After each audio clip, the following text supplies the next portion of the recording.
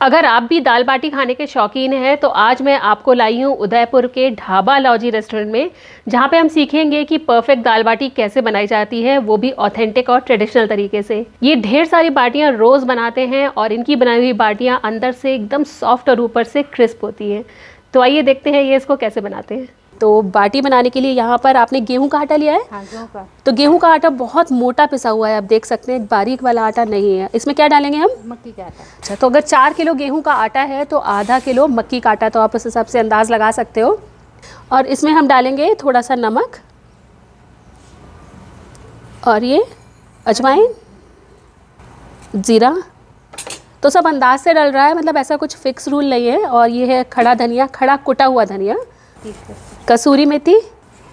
और इसको उन्होंने बस हल्का सा मिक्स कर दिया है अभी पहले, जिससे कि नमक मसाले जो हैं आटे में अच्छे से मिल जाएं। और इसमें जा रहा है मूंगफली का तेल थोड़ा सा मुअन के लिए। तो ये तो हमें थोड़ा सा बना के अभी दिखा रहे हैं, पर जो बाटियाँ यहाँ पे ढेर सारी बनती है एक बार में। और अब इसमें डाला जा रहा है दही। तो ये सादा दही है या खट्टा दही है? खट्टा दही। खट्टा दही है, आप देख सकते हो। और 1 कटोरी भर के दही डाला गया है। और दही डाल के आप देख सकते हैं किस तरह से अच्छे से सब चीज़ों को मिला रही हैं। और इसमें हम डालेंगे थोड़ा सा पापड़ नून खार या सोडा। ये डालना बहुत ज़रूरी होता है, जिससे जो बाटियां हैं वो अंदर से अच्छे से फूल सकें और वो खाने में हार्ड ना लगें। और बस इसमें अब पानी डाल के इस आटे को गूँथ लिया जाएगा।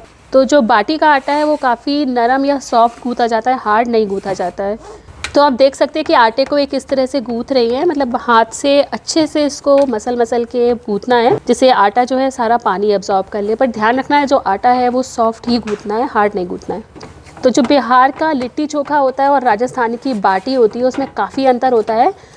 दोनों की जो प्रिपरेशन है बिल्कुल अलग अलग तरीके से होती है। यहाँ पर जो है मक्की का आटा यूज़ किया जाता है और वहाँ पर अंदर स्टफिंग होती है सत्तू की, लेकिन बेस दोनों का आटे का ही रहता है। तो आटा गूँथ के तैयार है और अब इसकी बाटियाँ तैयार की जा रही हैं। तो आप देख सकते हैं इन्होंने काफ़ी बड़ा सा जो है पेड़ा लिया है और इसको हाथों में अच्छे से इस तरह से गोल किया जा रहा है और बाटियाँ तैयार की जाती है। तो एक बार मैं आपको आटे की कंसिस्टेंसी भी थोड़ी छू के दिखा देती हूँ। ये देखिए कितना सॉफ्ट है ये आटा। तो बहुत ध्यान रखना है इस चीज़ का कि आटा जो है आपका सॉफ्ट ही रहे। तो इस तरह से यहाँ पर काफ़ी सारी बाटियाँ तैयार कर ली जाती हैं। और अब हम देखेंगे इसको सेकने का प्रोसेस। तो ये देखिए जो बाटियाँ आज पकाई जाएंगी वो इनको गोबर के उपले या कंडे में पकाई जाती है। तो बस ये तोड़ के आप देख सकते हो यहाँ पर एक बड़ा सा बर्तन है और उसमें इस तरह से ये डाले जा रहे हैं और आग लगाई जा रही है इनमें। और इसका जो कोयला बनेगा उसी में बाटियों को पकाया जाएगा। तो आप देख सकते हो कि यहाँ पे एकदम बहुत ही ऑर्गेनिक तरीके से बाटी बनाई जाती है। तो अब ये बाटियाँ जो है एकदम धीमी आंच पे ऑलमोस्ट 1 घंटे तक पकेंगी, क्योंकि इनका साइज़ काफ़ी बड़ा है तो इनको पकने में थोड़ा ज़्यादा टाइम लगता है। और बस इसी कंडे की आंच में धीमे धीमे करके ये पकती रहेंगी। बस इनको 2 से 3 बार ये पलटते जाएंगे, जिससे एक सार सिक सके। तो अभी इसको ऐसे ही पलटते रहेंगे थोड़ी देर तक। हाँ, ऊपर पकेगी नहीं। हाँ, तो ये देखिए इन्होंने बताया कि जब ये बाटियाँ ऊपर से पक जाएंगी, मतलब अच्छे से ब्राउन हो जाएंगी, तो वो जो राख हम देख रहे हैं इससे उनको ढक दिया जाएगा और उसके बाद एकदम धीमी आंच पे बाटियों को राख के अंदर पकने दिया जाता है। इससे बहुत ही मज़ेदार क्रिस्प हो जाती हैं और अंदर तक अच्छे से पक जाती हैं। तो ये देखिए बाटियाँ जो है ऊपर से थोड़ी सिक गई हैं, थोड़ी सी क्रिस्प हो गई हैं। तो अंदर की सेकाई बाकी ऊपर की होगी। हाँ, तो अभी ये बता रही हैं कि अंदर से अभी भी बिल्कुल कच्ची हैं, बस ऊपर से सिकी हैं। तो अब सिकना है इनको अंदर से। इसके लिए देखिए इन्होंने एक साथ कर दिया है सारी बाटियों को। तो आप देख सकते हैं कि इन्होंने उपलों की लेयर जो है अलग कर दी है और बाटी को नीचे अच्छे से कम आंच पे लगा दिया है। और अब ये राख इस पे डाली जा रही है। तो ये राख जो है पुरानी जब बाटियाँ बनी थी और उसमें जो उपले यूज़ किए गए थे उसकी राख है। तो बस इसको रीयूज़ किया जाता है इस तरह से। तो कम से कम आधे घंटे के लिए इसको राख में दबाया जाएगा, क्योंकि बहुत सारी बाटियाँ हैं। इससे क्या होगा, ये अंदर तक अच्छे से कुक हो जाएंगी। तो उन्होंने क्या किया है, थोड़े थोड़े जो उपले हैं वो राख के साथ बाटियों में दबा दिए, क्योंकि इसको बिल्कुल धीमे आंच पे सेकना है। और जैसे जैसे ये राख ठंडी होती जाएगी, ये जो जलते हुए उपले आप देख रहे हैं इसकी में मिलाती जाएंगी ये, जिससे कि आंच जो है हल्की गर्म रहे और बाटी जो है धीमी आंच पे सिकती रहे। तो आप देख सकते हैं कितनी मेहनत का काम है, पर वैसे ही सुना है ना आपने कि मेहनत का टेस्ट जो है अच्छा होता है। तो इन बाटियों का टेस्ट बहुत मज़ेदार होता है, क्योंकि इसमें वो खुशबू होती है जो हमारी घर की बाटियों में मिसिंग होती है, क्योंकि हम इसको तंदूर पे बना लेते हैं या फिर कुकर में बनाते हैं या कढ़ाई में बनाते हैं। पर ऑथेंटिक प्रोसेस यही होता है कि इसको गोबर के जो उपले होते हैं उसमें बनाया जाए, तो उसमें वही खुशबू रहती है जैसी गाँव में जब हम छोटे में बाटियाँ खाते थे उसमें रहती है। और ये देखिए हमारी जो बाटियाँ हैं जो हमने दबाई थी वो बन के बिल्कुल तैयार हो गई हैं। और ये देखिए इनको निकाला जा रहा है। तो ऊपर से हल्की सी राख निकाल दी जाती है इस तरह से ठोक के। तो ये देखिए अच्छे से पक गई और आप देख सकते हैं इनमें क्रैक्स आ गए हैं। तो यही पहचान होती है कि जो बाटी है वो अंदर से बहुत अच्छे से कुक हो चुकी है।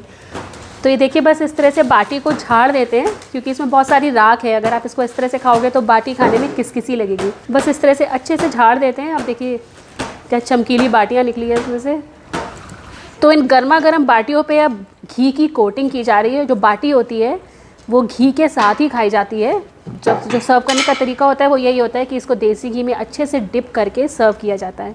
तो इनको बस इसी तरह से घी में थोड़ी देर तक ये सोक होने देते हैं, जिससे अंदर तक घी चला जाता है और बाटी खाने में और भी ज़्यादा टेस्टी लगती है। तो ये देखिए हमारी बाटी आपके सामने गर्मा गर्म बनी थी, घी में डूबी हुई। तो इसको खाने का भी स्पेशल तरीका होता है। मतलब आप इसको पहले प्लेट में इस तरह से तोड़ लें।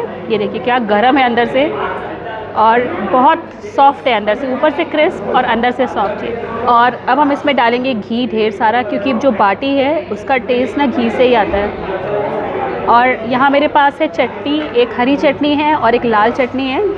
तो आप चाहो तो बाटियाँ ना सिर्फ चटनी से भी खा सकते हो। जैसे मुझे ना बाटी और चटनी का कॉम्बिनेशन बहुत पसंद है। मतलब बस घी होना चाहिए और आप बस ये चटनियाँ लगाए बाटी में और आप खा सकते हो। और आप चाहो तो इसको दाल से भी खा सकते हो। तो काली उड़द की दाल है और भी कई सारी दालें मिक्स हैं।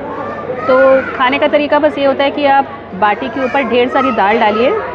इससे क्या होता है ये सॉफ्ट हो जाती है और दाल को एब्जॉर्ब कर लेती है। और इसको हाथों से अच्छे से इस तरह से तोड़ दीजिए। और जैसे कि हम दाल राइस खाते हैं बस ऐसे ही मिक्स करके खाना है आपको।